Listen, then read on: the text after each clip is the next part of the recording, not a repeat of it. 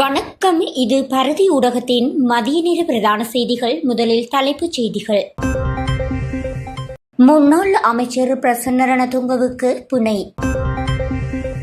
தமிழர் பகுதியில் 8 வயது சிறுமி துஷ்பிரயோகம், நீதிமன்றம் வழங்கிய கடும் தண்டனை. ரணிலை சந்தித்த பின் நாமல் வெளியிட்ட அதிரடி அறிவிப்பு.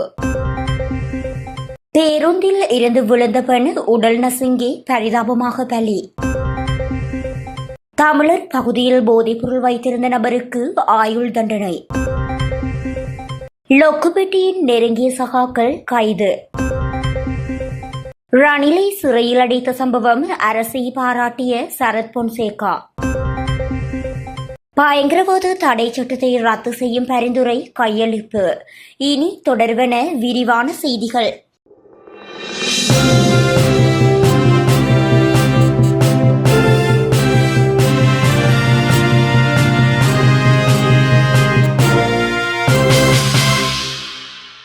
கையூட்டல் ஒழிப்பு ஆணைக்குழு அதிகாரிகளால் கைது செய்யப்பட்ட முன்னாள் அமைச்சர் பிரசன்ன ரணதுங்கவுக்கு பிணையில் செல்ல கொழும்பு நீதவான் நீதிமன்றம் இன்றைய தினம் அனுமதி வழங்கியது. கையூட்டல் ஆணைக்குழு அதிகாரிகள் மற்றும் சந்தேக நபரின் சட்டத்தரணிகள் முன்வைத்த வாதங்களை கருத்தில் கொண்ட பின்னரே கொழும்பு பிரதம நீதவான் அசங்கேஸ் போதரகம் இது தொடர்பான உத்தரவை பிறப்பித்தார்.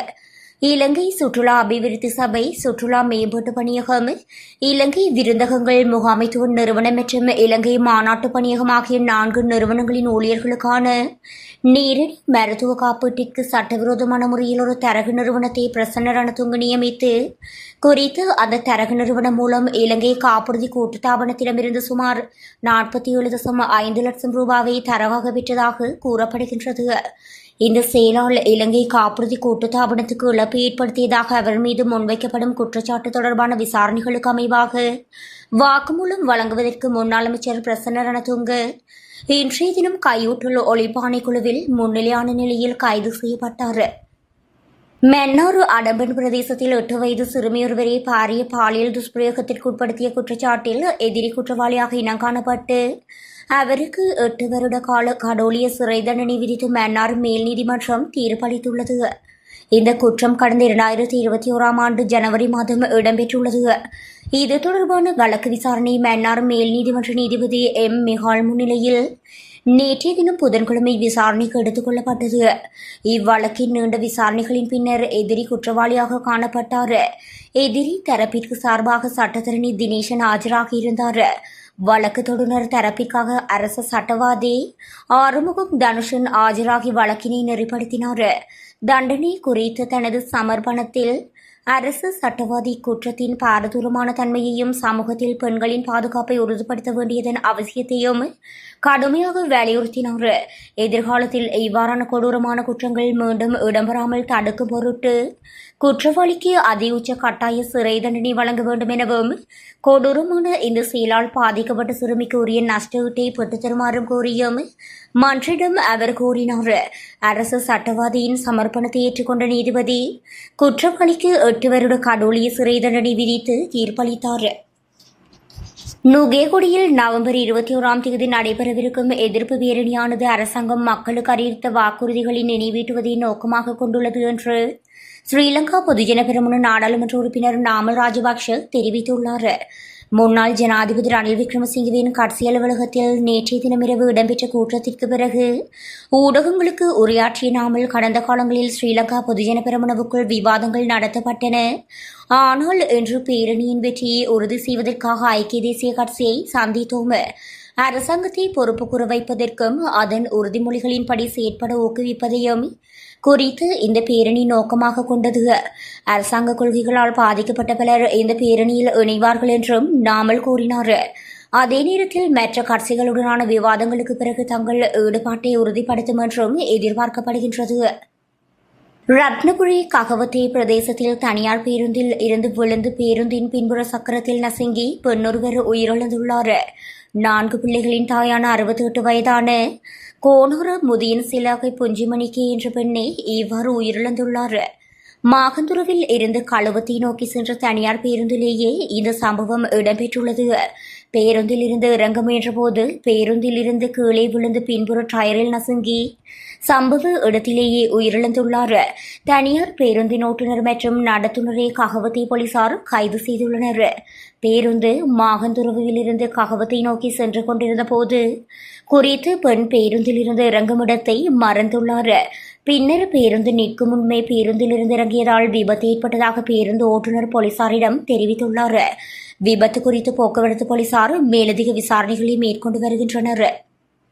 ஐஸ் போதைப்பொருளை உடமையில் வைத்திருந்தமை மற்றும் வியாபாரம் செய்தமை தொடர்பான வழக்கில் எதிரிக்கு ஆயுள் தண்டனை விதித்து மன்னார் மாகாண மேல் நீதிமன்றம் தீர்ப்பளித்துள்ளது.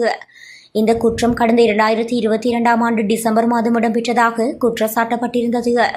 இது தொடர்பான வழக்கு மன்னார் மாகாண மேல் நீதிமன்ற நீதிபதி எம் மிகால் முன்னிலையில் விசாரணைக்கு எடுத்துக் கொள்ளப்பட்டது.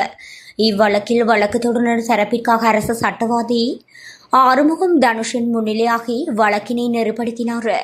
எதிரி தரப்பிற்காக ஜனாதிபதி சட்டத்தரணி ஜூஆர்.டி. சில்வா முன்னிலையாக இருந்தார். வழக்கு விசாரணைகளின் முடிவில் வழக்கு தொடர்ந்த தரப்பினால் முன்வைக்கப்பட்ட சாட்சியங்களின் அடிப்படையில் எதிரி மீதான குற்றச்சாட்டு நியாயமான சந்தேகத்திற்கு அப்பால் நிரூபிக்கப்பட்டதாக மன்றம் ஏற்றுக்கொண்டது. இதனையடுத்து எதிரியை குற்றவாளியாக அறிவித்த நீதிபதி மிகால் எதிரிக்கு ஆயுள் தண்டனை விதித்து தீர்ப்பளித்தார். சமீப காலமாக மன்னார் பிரதேசத்தில் இடம்பெறும் பாரிய போதைப்பொருள் குற்றங்கள் தொடர்பில் குற்றவாளிக்கு ஆயுள் தண்டனை மற்றும் நீண்டகால கடோலிய சிறை தண்டனைகள் நீதிமன்றத்தினால் விதிக்கப்பட்டு வருவதும் இங்கு குறிப்பிடத்தக்கது. ஒழுங்கமைக்கப்பட்ட குற்றவாளியான லோக்கபெட்டியின் 2 உதவியாளர்கள் கைது செய்யப்பட்டுள்ளனர். ஊரகஸ் மன்ஹந்திய மற்றும் இந்துருவ பகுதிகளைச் சேர்ந்த 24 மற்றும் 27 வயதுடைய 2 இளைஞர்களே இவ்வாறு கைது செய்யப்பட்டுள்ளனர். குறித்த விடயத்தை அலுத்கம காவல்துறையினர் தெரிவித்துள்ளனர். இதன்போது கடத்தல் மூலம் ஈட்டப்பட்டதாக சந்தேகிக்கப்படும் 26 லட்சம் ரூபாய் பணம், ஒரு தொகை ஹெரோயின் போதைப் பொருள், ஒரு மோட்டார் சைக்கிள் மற்றும் 2 கையடக்க தொலைபேசிகளையும் கைப்பற்றியுள்ளது. சந்தேக நபர்கள் ஈஸி கேஷ் முறை மூலம் போதைப்பொருள் கடத்தலில் ஈடுபட்டு வந்தமை இதுவரையில் நடத்தப்பட்ட விசாரணைகளில் தெரியவந்துள்ளதாக காவல்துறையினர் குறிப்பிட்டுள்ளனர்.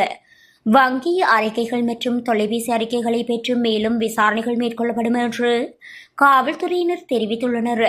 சந்தேக நபர்களை களுத்துறை நீதவான் நீதிமன்றத்தில் முன்னிலைப்படுத்தி தடுத்து வைத்து விசாரிப்பதற்கான அனுமதியை பெறவுள்ளதாகவும் கூறப்படுகின்றது. அலுத்கம காவல்துறையினர் மேலதிக விசாரணைகளை முன்னெடுத்து வருகின்றனர். இலங்கையில் கடந்த கால அரசுகள் பயணித்ததை விட தற்போதைய அரசின் பயணம் சிறப்பாக உள்ளது என முன்னாள் ராணுவ தளபதி ஃபீல்டு மார்ஷல் சரத் பொன்சேகா தெரிவித்துள்ளார். ஊடகம் ஒன்றுக்கு கருத்து தெரிவித்த போதே அவர் மேற்கண்டவாறு குறிப்பிட்டுள்ளார். அவர் மேலும் கூறுகையில், தேசிய மக்கள் சக்தி அரசு ஊழல்வாதிகள் மற்றும் மோசடியாளர்களுக்கு இடமளிக்கப்படவில்லை என்பதை நாம் ஏற்றாக வேண்டும். அதேபோல ஊழல் வலையமைப்பிற்கு முற்றாக இல்லாதொழிப்பதற்கு இன்னும் நடவடிக்கை எடுக்கப்படவில்லை என்பதையும் குறிப்பிட்டாக வேண்டும். ஆனால் அதற்குரிய முயற்சி இந்த அரசால் எடுக்கப்படுவதை மதிக்கின்றோம், வரவேற்கின்றோம். ரணில் விக்ரமசிங்கே தான் என்னை அரசியலுக்கு கொண்டு வந்தார். அவரை சிறையில் அடைத்த போது கவலையடைந்தேன். எனினும் இதன் மூலம் இந்த அரசு சிறந்த முன்னுதாரணத்தை வழங்கியது. நாட்டில் அனைவருக்கும் ஒரே கரண்டியில் தான் பகிரப்படுகின்றது என்பதே இதன் மூலம் வழங்கப்பட்ட செய்தியாகும். இதனை நாம் மதிக்க வேண்டும் என மேலும் தெரிவித்துள்ளார். பயங்கரவாத தடை சட்டத்தை ரத்து செய்வது தொடர்பான பரிந்துரை அறிக்கை நீதியமைச்சரிடம் கையளிக்கப்பட்டுள்ளது. அது தொடர்பில் ஆராயும் குழுவின் தலைவர் ரியன்சி அரசு குலரத்ன குறித்த அறிக்கையை நீதியமைச்சர் ஹர்ஷன நாணயக்காரவிடம் கையளித்துள்ளார். பயங்கரவாத தடுப்புச் சட்டத்தை ரத்து செய்வது குறித்து ஆய்வு செய்வது பொருத்தமான சட்ட நடவடிக்கைகளை முன்மொழிவதற்காக இந்த குழு நிறுவப்பட்டதாக நீதி மற்றும் தேசிய ஒருங்கிணைப்பு அமைச்சு ஏப்ரல் 13 அன்று அறிவித்தது. பயங்கரவாத தடை சட்டத்தை ரத்து செய்வது தொடர்பான முதற்கட்ட விவாதம் ஏப்ரல் 11 அன்று நீதி மற்றும் தேசிய ஒருங்கிணைப்பு அமைச்சர் ஹர்ஷன நாணயக்கார தலைமையில் அமைச்சின் வளாகத்தில் நடைபெற்றது. அறிமுகப்படுத்தப்படும் எந்தவொரு புதிய சட்டமும் சர்வதேச தரநிலைகளுக்கு ஏற்ப அரசியலமைப்பு ரீதியாக உத்தரவாதம் அளிக்கப்பட்டு மனித உரிமைகள் மற்றும் கருத்து சுதந்திரங்களை நிலைநிறுத்தும் அதே வேளையில் சமகால உலகளாவிய பயங்கரவாத சவால்களை ஏற்றுக்கொள்ளும் திறன் கொண்டதாக இருக்க வேண்டும் என்று வலியுறுத்தினார். கடந்த கால அரசாங்கங்கள் இந்த சட்ட சீர்திருத்தங்களை கொண்டு வருவதில் உரிய விடாமுயற்சியுடன் செயற்படவில்லை என்றும் நியமிக்கப்பட்ட குழு குறுகிய காலத்திற்குள் சட்டத்தை ரத்து செய்வதற்கான தொடர்புடைய விடயங்களை உறுதியாக அடையாளம் காணுமாறு அறிவுறுத்தப்பட்டுள்ளது என்றும் நீதியமைச்சு மேலும் தெரிவித்தமை குறிப்பிடத்தக்கது.